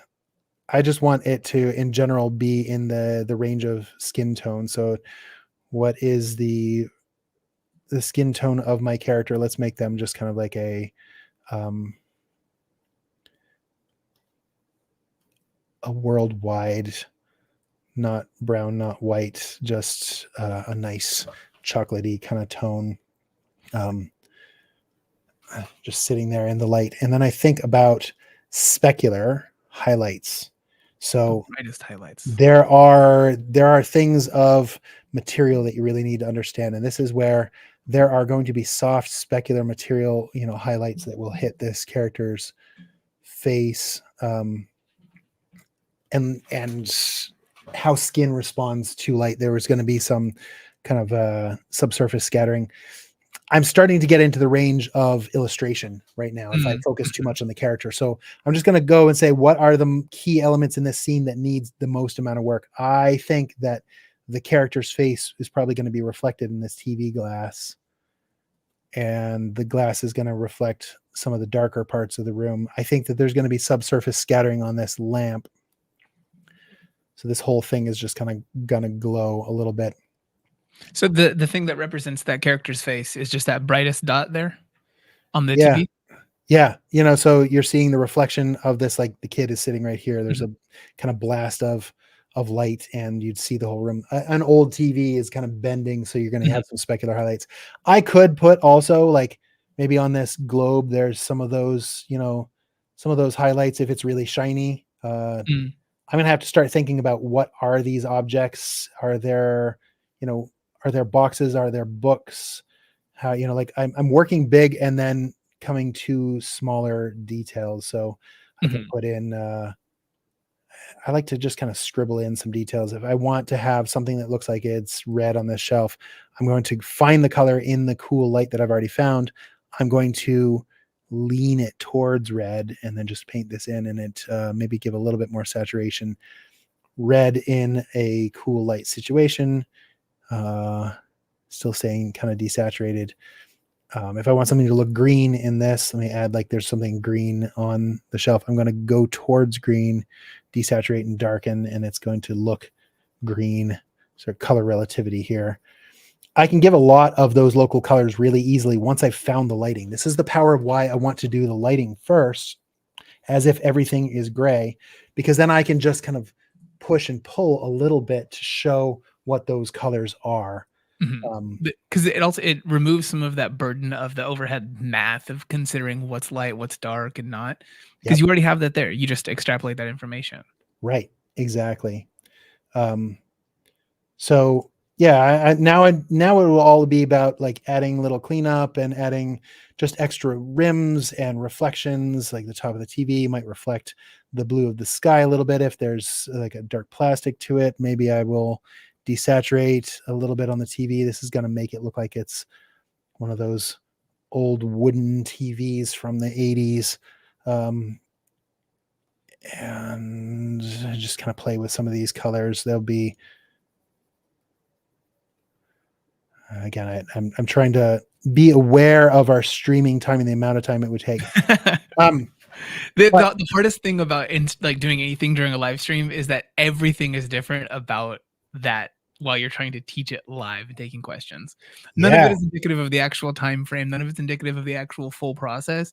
It's yep. just the gesturing at it. So what's really important here is saying, is this the composition that I want for this frame? Mhm. Right now we've got sunlight. So that's my starting point. This is enough for me to explore. And I can always be like, I want to just find this local color and be like, this poster has a slightly lighter frame to it. And there's some darker blobs in here. And this, maybe those, I'll put in a little bit of greens or whatever, just to show that those are posters. This is all going to be things like, this thing is a desk lamp. It's probably whiter. So I'm just going to desaturate and really show that lamp onto the desk. This chair's probably like a dark fabric, and maybe let's say the back of it is black and is plastic. And there's some specular highlights that will come from the warm scene over here. I'm just going to go around and look at all of my objects and make a lot of choices. Again, this is not something for beginners. This is a more advanced thing to be able to look at an entire scene and make all of these color choices, all of these material choices quickly on the fly. But it's still possible to do in this loose form. You really have to learn about lighting color, mastering lighting color and observing lighting color by doing lots and lots and lots of studies is the way to get better at this. But you can see how quickly I can get an idea of the lighting color. Let's change this up and change the lighting to say, what if we don't want a day? What if the director of photography comes in, if I'm the director of photography and I'm like, no, we really want the scene to be at night. We want a lot more mood to this. So I'm going to take this earlier scribble of ambient occlusion, and let me duplicate You that. planned this, Jeremy. I did. I always planned it. I mean, ambient occlusion to me, learning to paint ambient occlusion is really, really key, because, you know, you want that freedom. This base is going to be used in every single piece. So Mhm. I'm going to go and I'm going to do an adjustment to my levels. Oops, not levels, curves. Image, adjust curves. So I'm going to the curves here. I just want to take down the brightness overall. Mhm. So like, let's say this is night and there's just barely any light from outside that's coming into the scene. This way we can use our lamps and we can use maybe the TV itself. So I'm just kind of like super pulling down the colors here. And let's just say, okay. And now I'm going to draw over top of this. What if I'm going to make a new layer, and I'm going to experiment again with this add mode. And I'll just paint, like what if the television is on and that is our prime light source now. So the light sources will always be the brightest things in the scene. So maybe we add a little bit of extra, like it's that cool, something's on the TV. I'm going to make another layer that is also in add mode and get my softer brush. And I'm going to give a nice saturated kind of bluish glow. Like this is now the light source, and it is exposed for the fill light. So the TV is going to overexpose a little. And now that light can really kind of like front light the character and maybe a little bit of the floor around the character. So it forms just like this little pool of, like, I know in this story, this kid should have gone to bed many hours ago and is breaking all of the rules. And that's the only light. So everything else in this scene can be, like they are just delighted because the new Zelda came out, I feel like this narrative that you're spinning, wooden sided TV, kids staying up to play Zelda. Yeah. Is this personal experience, Jeremy Vickery? I'm not going to say. But even just with a couple of very quick kind of brush strokes of, playing with the light, I think the light outside that needs to be darker. So I'm going to go back to my ambient layer, and I'm just going to paint in, like, this is full night. So the whole room, like, it's dark out there. So there's no light other than the TV here. Mm-hmm. It's a whole different kind of feeling to this. That's the prime light. Maybe we could do a secondary light source of, all right, there's a little lava lamp that I know is over here. Let me just experiment with this and say, what if there is, I'll do the same add mode. Just if we have it on its own layer, we can turn it on and turn it off. If this is my secondary light here, and there's just like little glowing lava, then I can have just a little bit of light from over here that can be like, it's the night light in the room. Yeah. And there's even the color, the temperature push to separate it from what we know as being the focus. Yep. So what's nice about this is because it's a small source, I can then use that extra source to help shape other things in the room to help us understand what they are. The edge of this table will catch a little bit of light. Maybe the edge of the TV will catch a bit. Maybe there'll even be a little bit of, like, if this is one of those old shiny bean bags, I can see, just a little bit of that color contrast into the room. And if I'm thinking about materials, there can be like a little highlight onto any shiny objects. Mm-hmm. And that's really gonna help this whole thing kind of stand out. Maybe there's some brighter yellows in here where that light is actually really bright. I think this is so much fun to just explore loosely, because you could try so many different things. We could turn this light off and say, well, what if there is another lamp behind the kid as well? Like there's a lamp right here. Let me just experiment with, what if that is very softly glowing? Like there actually is light from this lamp.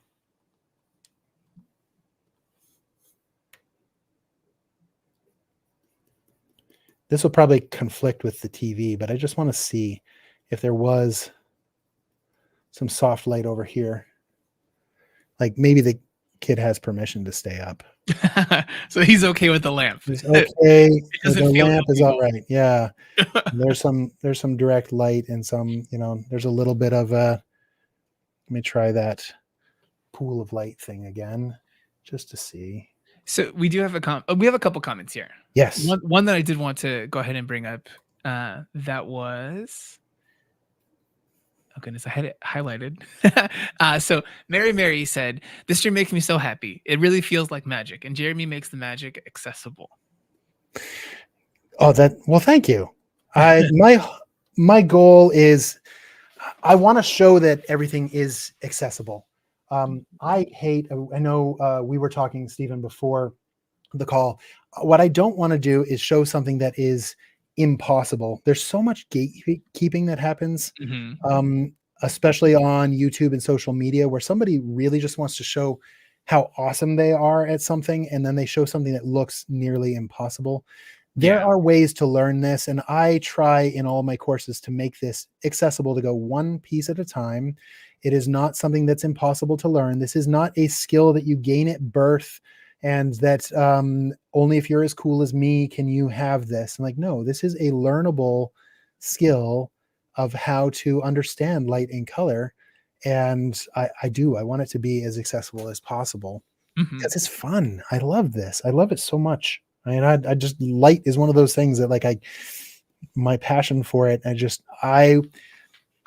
If AI takes over the world and there's no more professional art, I will continue to do this. I Yeah. love it so much with this, that I don't ever want to let the joy of this, if suddenly, if I find out that I have a wealthy benefactor who gives me all of their money, Some I sort of still am going Scrooge. to do this, Yeah. that this is what I love to do. It's so good. So So much fun. the flip side to this was another person here, uh, Ava Theone, Ava Theone, saying it looks so simple when you do it. Yep. I have been doing this for a long time. So I started painting in the 90s, when I was when I was a kid. I've been using Photoshop since before there was layers. I've been doing 3D lighting since 1997. So I have a lot of experience. I have painted thousands upon thousands of color keys, probably Mhm. 4,000 or 5,000 color keys. So I've gotten used to this process. I do have a process, and again, I always hate hard sales, but it's like the whoops, what happened? I closed that. Let me open this again. New window 4. I hit the wrong hotkey. I wanted to merge these. Okay. My course really is gentle and goes through this process of, Mhm. like, how do you learn each of these things? How do you paint direct light? How do you paint indirect light? How do you have materials? How do you do this entire process so that it is accessible and you can add this to your work? And I break it into smaller chunks so that hopefully it's not overwhelming. I mean, I have some of you, I know I have a mentorship program as well, and some of you, I think, from my mentorship program are in here. If you're in the call and you can confirm if it is true that this process can change your artwork over time, I'd love to, you can state for sure whether this actually works or Mhm. not. Um, So you can find out more about Jeremy's courses here on that link that I have on screen right now, or the link in the chat on Proko. That's currently 20% off. I haven't mentioned it in so long. Let me get this shill, guys. Right now on Proko, pretty much everything is 20% off with that code summer sale. That means photo reference packs, courses, tools, any of the things that you could possibly be wanting that we offer, it's there. But if you can't buy a course right now, that's okay. You can still watch this live stream that'll be cataloged later for you to watch as many times as you want. Please keep watching it so many times. Or you can find out more about what Jeremy's up to over at lightingmentor.com. I also have a YouTube channel that's also called Lighting Mentor. So if it's free for you, I have a bunch of this that I have a lot of painting demos there. So again, I just want to share the love with everybody and make Mhm. this as accessible as we can.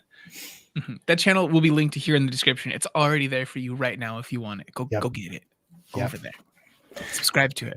He won't say it. I will. Yeah, I was saying one of the things, I don't talk about this really on my channel, but I won't ever say like and subscribe on my own channel, because Mhm. you know what to do. If you like it, you like it. If you don't, you don't. That's okay. Whatever. It's YouTube. That's one of my pet peeves. Okay, I quite like this version of the, like, just the TV in here, and there's some cool colors. There's more that needs to be done though, because right now if I look at this as a postage stamp, there's way too much tension way to the left of the frame with that lava Mhm. lamp. I think there needs to be a little bit more weight over here, in this section, and the window doesn't look quite right. So let's just experiment. I'm going to try. I'll just duplicate this in case I don't like it. I'm just going to try taking this completely out. Let's just say there's some soft light. Like, I just don't want a lava lamp drawing that much attention, but I do like the idea of warm light coming from screen left. So I can have something off screen. In fact, implied lighting is something that we use often in film, where like there's just a light source and you don't know where it's coming from, and that's okay because it shapes the objects.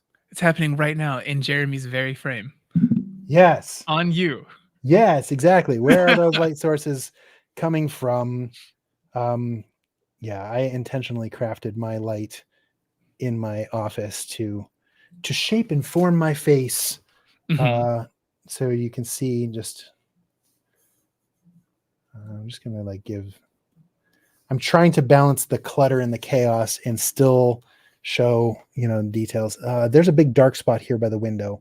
I think it would be kind of nice to have some neutral moonlight. Let me just experiment with like, what if those are curtains there? What if there is just a slight glow to help separate the shape of the top of the TV?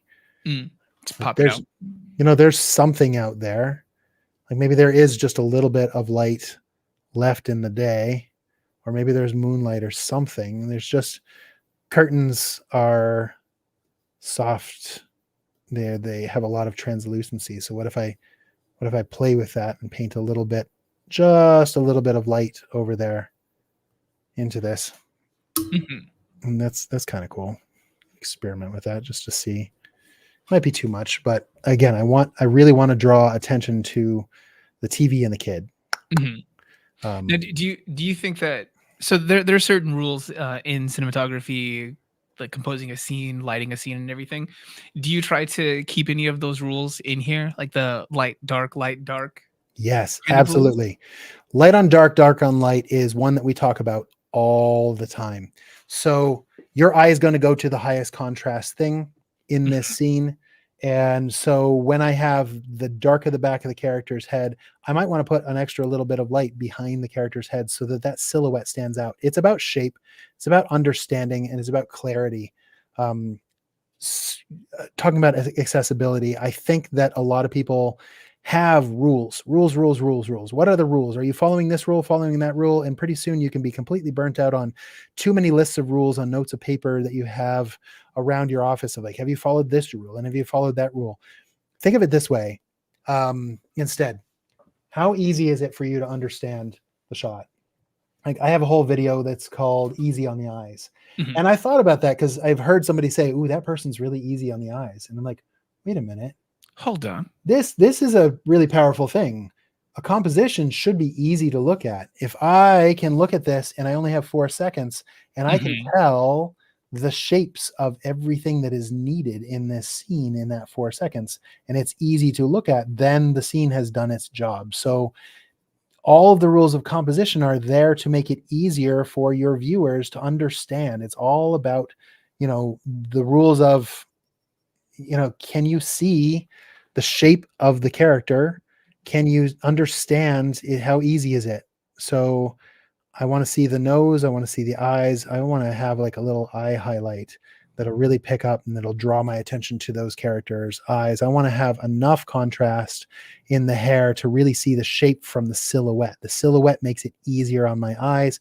So that's why I would do light on dark, dark on light, and try to like maybe darken a little bit of the inside of this shelf in front of this character in order to let more of that rim light from the TV really make the highest contrast thing be my focal point.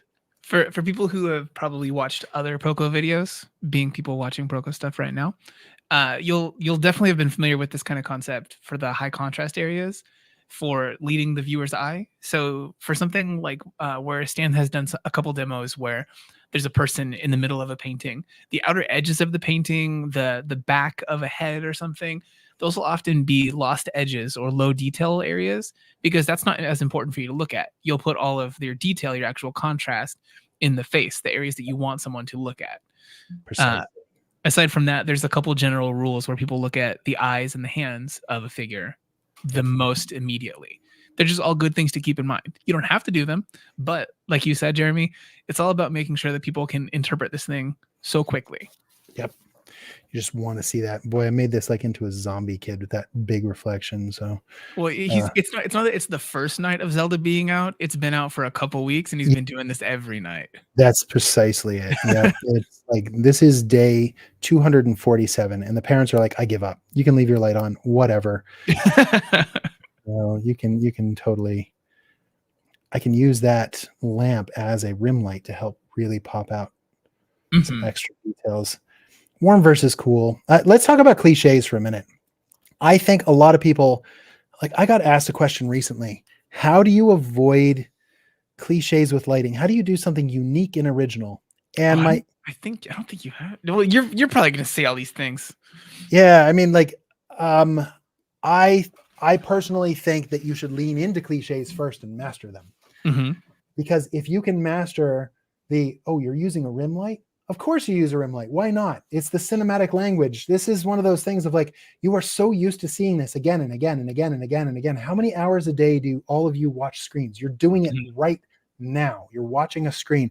So shouldn't you understand what those cliches are? The only thing that's a problem is when you use it improperly or you overdo it to the point of it becoming like annoyingly so. But like movie nighttime, like if I go and I look at shotdeck.com and look at other movies, I'm going to see certain repeat themes. I better be able to master all of those themes and use it to my advantage rather than always trying to make something unique. It is a visual language. So like if you were learning to speak a new language, you want to learn to speak the most common words first. Don't try to go teach me anti-disestablishmentarianism when you're trying to buy a burger at the local, store. Yeah. This is the same for art. Learn the basics, learn the rules of composition, learn what light does.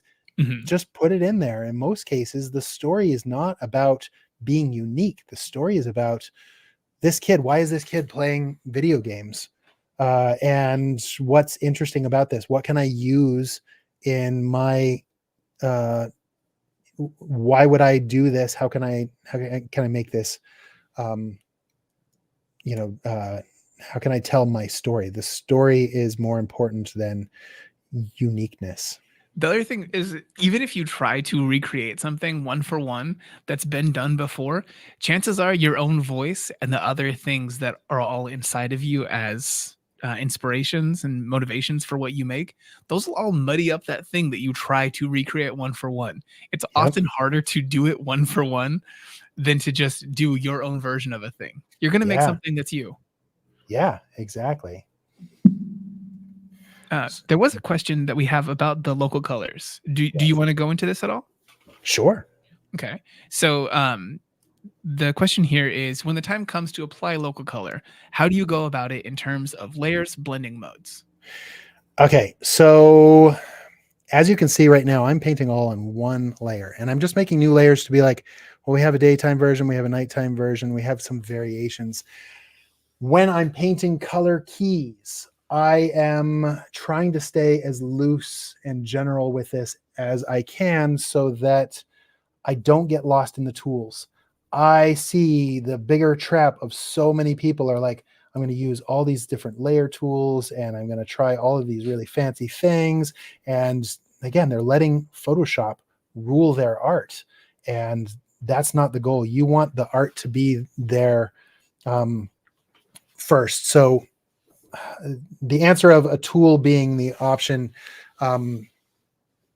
make sure that doesn't dominate. So, but I can, like, I'm going to show a way, like if I want to turn something in this scene red, here's another option in Photoshop is to create a layer, adjustment layer. So I can come down here and I can say, let me just take a curves.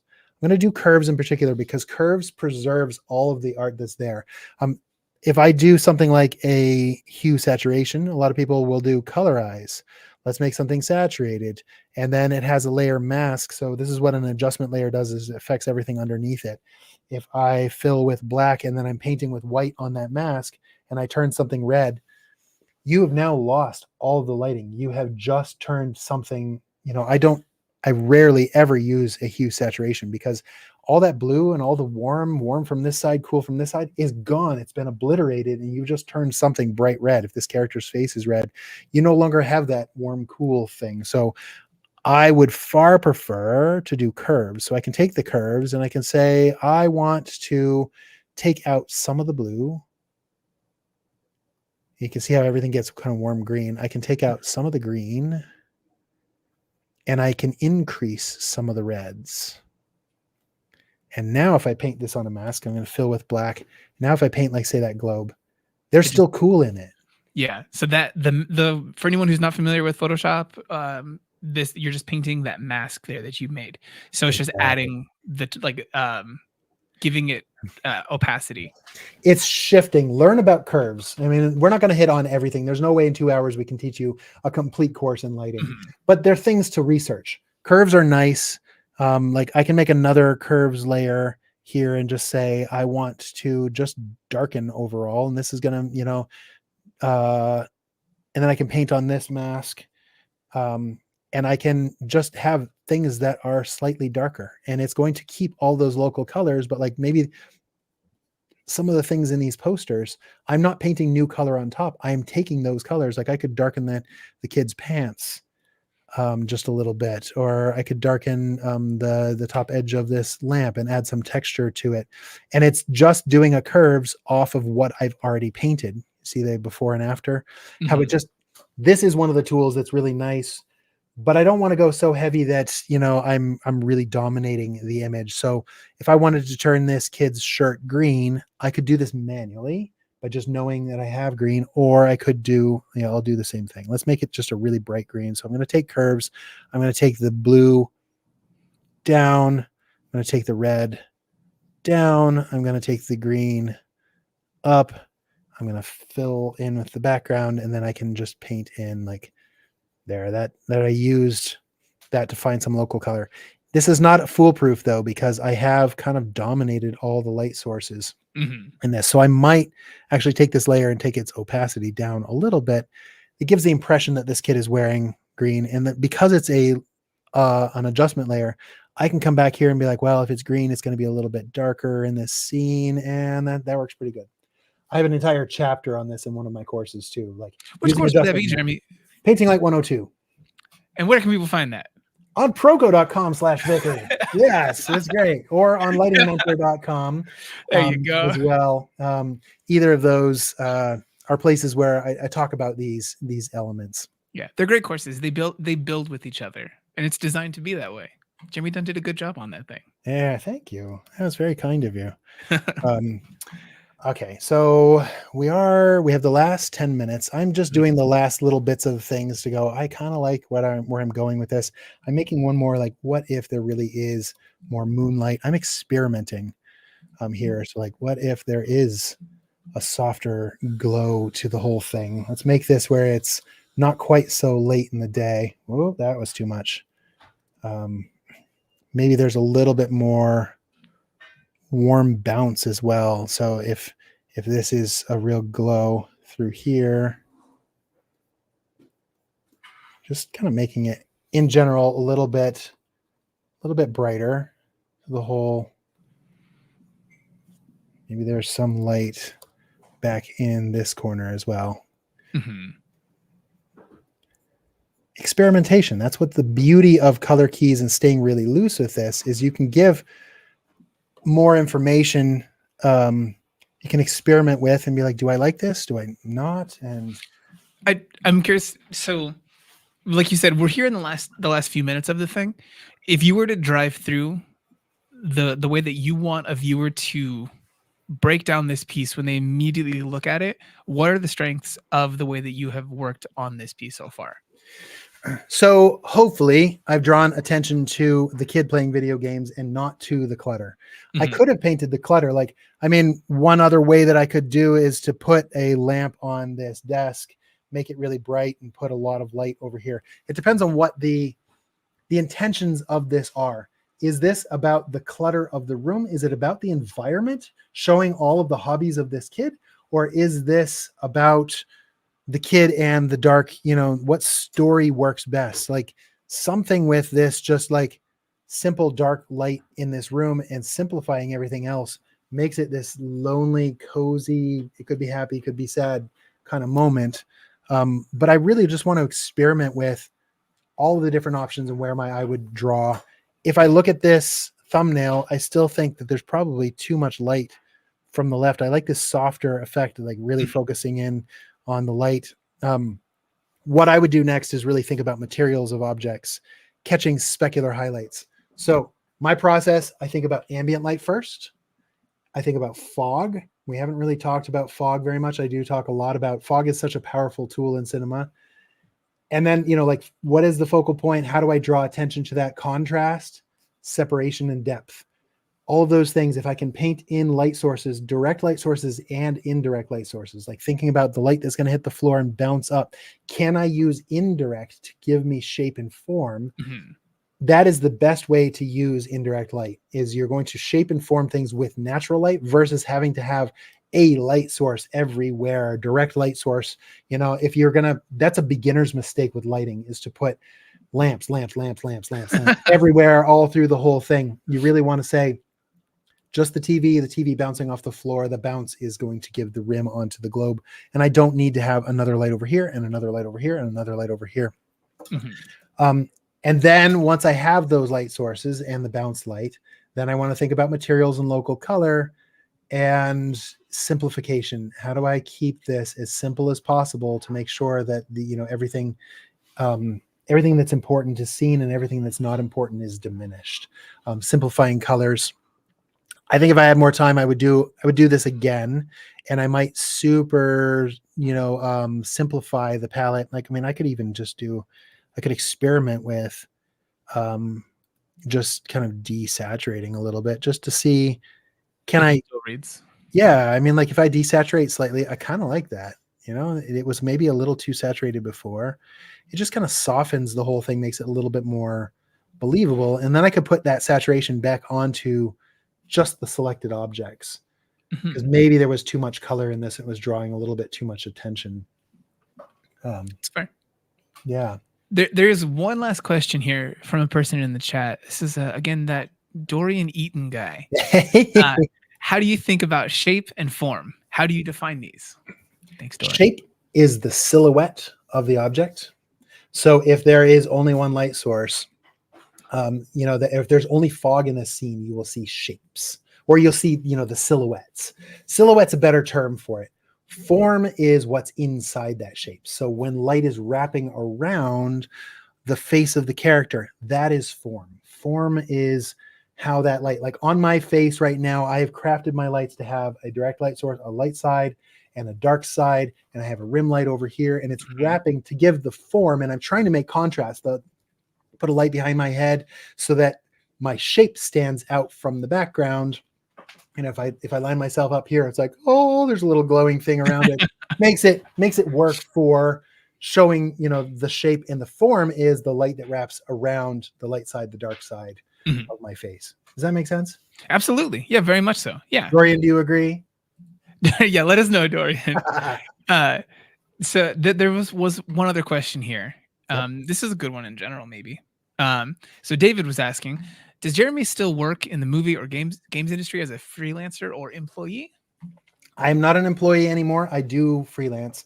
So I was working on a pitch for a television show recently. I have decided for my own life, 26 years later, I'm trying to build Lighting Mentor as my prime source. What I want to do, I'm looking at big dreams. So my dream, if somebody gave me, again, all the money in the world, I want to continue to be creative, and I want to shoot independent films.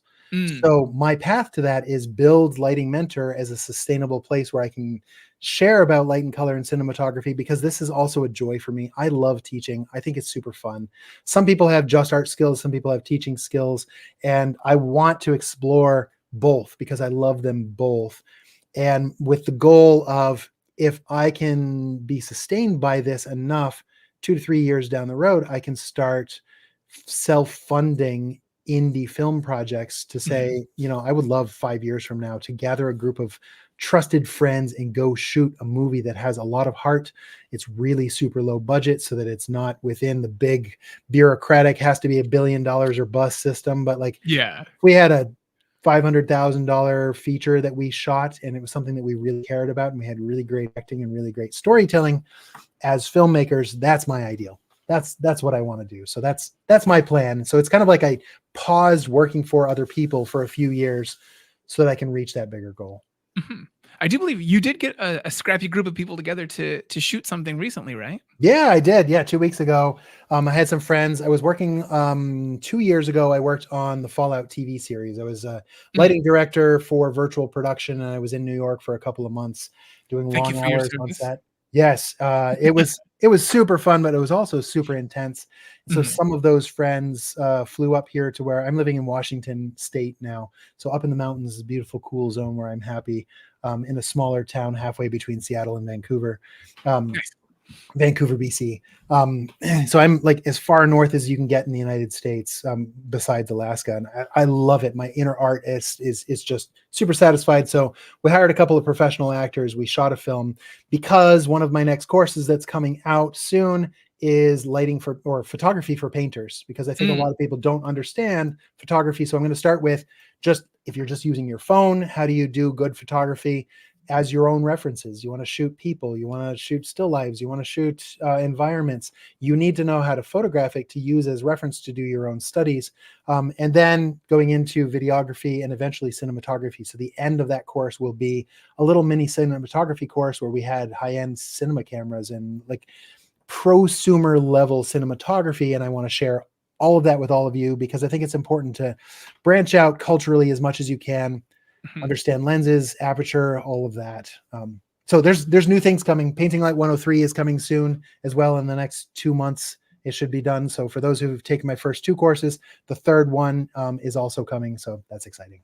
Yeah, it's gonna be great. People can sign up to, I think, probably get a newsletter or something like that. Yeah, if you come to lightingmentor.com and make an account, you can sign up for a newsletter, and I will, spread the information there. I will promote it. It'll be on Proko, and I'll put it on my YouTube channel. It'll be obvious when it comes out. I Yeah, just have to finish it. that's the hard It is the part. hard part. I guess I don't know. Is there anything that you want to say here in the wrap up, Jeremy? Okay, the one piece of advice when people ever ask, like, what is the one thing that I can do? The advice that I would give you is spend more time creating than talking about creating or learning about creating. So be Mm. careful not to fill your head up with too much knowledge enough that your hand can't catch up and you don't paint. You should be doing easily 4 times as much painting as you do watching YouTube videos about painting. I think that this is a great way to learn, but unless you're actually going and doing these studies, doing the drawing, you're never going to improve to the level that you can become a professional artist, at least for those who want to be professionals. If you're doing this as a hobby, I still think do, and be okay with failing. It's all right to have, okay sketches. It's totally fine. You'll grow. Think of this like working out. You're not going to suddenly be a bodybuilder from 1 week. You just slowly Wait, build that. Yeah. that's not how it works, Jeremy. Oh, it is. Yeah, it is. But that's the secret. That's the I Hollywood was secret. I was really banking on the idea of just going to the gym for a week. Oh Right. man. Exactly. All right. I, Yeah. I I agree very much. I think people often they spend a lot of time just watching tutorials, and so they have all this knowledge, but then when it really comes time to put it into practice, they haven't gotten to try it. So Right. it ends up coming out ineffective. They can either get discouraged because that happens, or disappoint some client. Yeah. It's your balance. This is a craft. This is a skill. It's just like if you were doing professional sports, you have to get out and just do this on repeat Mhm. again. So, I mean, that's the way that we get better is by doing. Yeah, So I absolutely. appreciate everybody coming today. This was a lot of fun. And yeah, thank you, Stephen, for kind of facilitating all Oh, this. no, thank you. This is a joy. I look forward to getting to hear a little bit more as your new courses come out. Yeah. Again, for anyone who is interested, I've put a link on here so many different times in the chat, in the description, all these places. Jeremy made some awesome stuff to help you make awesome stuff. You should go give it a look, or just rewatch the most recent lesson that we posted here on YouTube with Jeremy. It was a good time. You guys have a good one, and we'll see you Thank you. again later this